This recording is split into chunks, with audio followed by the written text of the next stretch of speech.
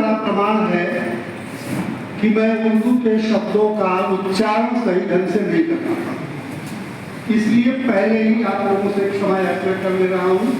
क्योंकि जो ज्ञानी लोग होते हैं, जब और विशेष रूप से अगर शायर हो, साहित्यकार हो, रचनाकार हो, उसके सामने जब कोई शब्द गलत ढंग से पेश किया जाता है तो जैसे उसके दिल पर चोट लगती है। तो उस चोट मैं अगर किसी को सुख नहीं पहुंचा सकता तो दुख न पहुंचाऊं, इसके लिए पहले से ही क्षमा याचना। अब इन शेरों के बारे में, ये शेर गजलों की पंक्तियां, आप सबको पता है गजल हिरनी की आंखों जैसी, यानी आंखों का शायरी में, विशेष रूप से गजल में बहुत महत्व है।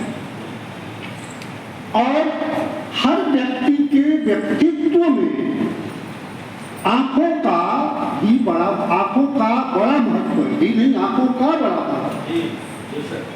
लोग कहते हैं कि अगर पूरे शरीर की कीमत 100 रुपए हो तो 99 रुपए केवल आंखों की कीमत होगी, 1 रुपए में बाकी सारा शरीर। हमारा ये आज सब लोग मानव जी कह रहे हैं, मैं हमेशा इसको अपने बेटे की तरह से देख रहा हूं जब से ये मिला लड़का। लेकिन इसकी आंखों में मैंने वो सच्चाई देखी, वो प्यार देखा जो बहुत विरले दिखते थे। और वो सच्चाई, वो प्यार कब मिलता है देखने को? जब दिल मिलता।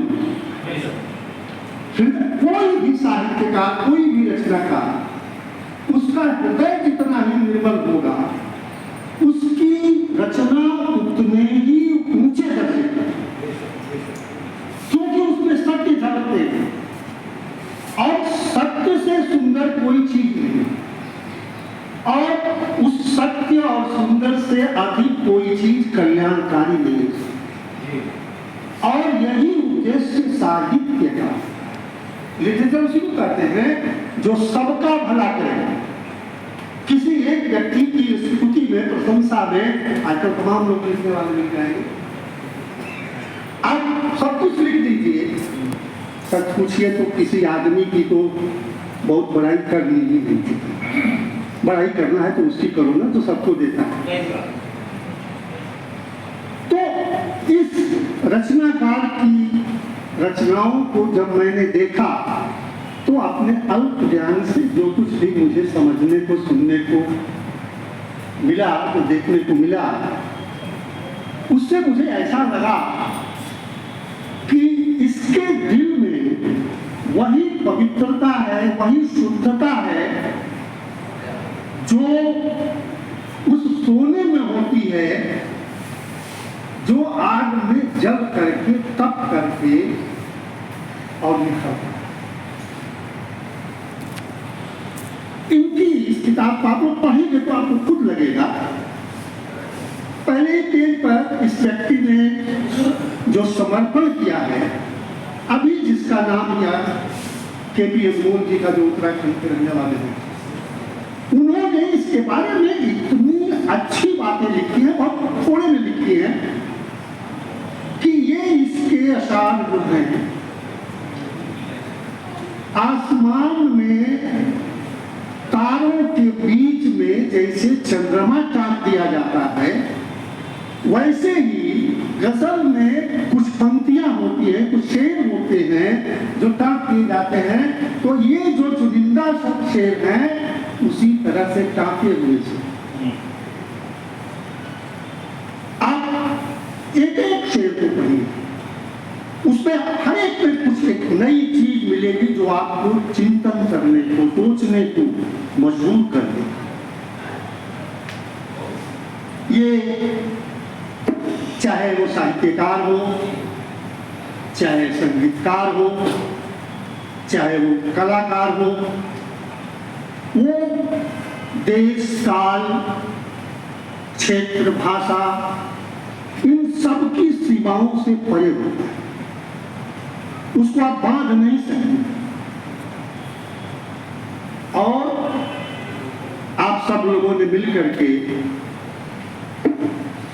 इस रचनाकार की इस पुस्तक का विमोचन किया है, यानी उस बंधन से मुक्त कर दिया है, जो केवल आप तक ही नहीं रहेगी बल्कि सारी दुनिया में। और जैसा कि अभी दृष्टि साहब ने बताया, निहारिकाओं की बात की, गैलेक्सीज और किसकी ब्लैक होल की बात की, बहुत ये जिस तरह का सच बोल रहे थे, मंच पर खड़ा होकर के उस तरह का सच बोलने वाला शायद ही कोई मिले। मंच से इस तरह की आजकल तो लोग केवल लोगों की प्रशंसा के पुल बांधे जाते हैं, जिससे कि हमारा, जैसे उनका पहला ही जो शेर है कि आदमी कब किसी से मिला, तो जरूरत से मिला, जरूरतें मिला। तो उसी तरह से हम सब लोग इतने काम क्रोध लोभ के मारे हो गए हैं कि सिर्फ स्वार्थ में लोगों की प्रशंसा किए जाते हैं, तारीफ किए जाते हैं। तो हम जो है इनके कुछ शेरों के आधार पर, इन शेरों को जो हमको अच्छे लगे, मैं उसको सुनाता हूं। आंखों का है कमाल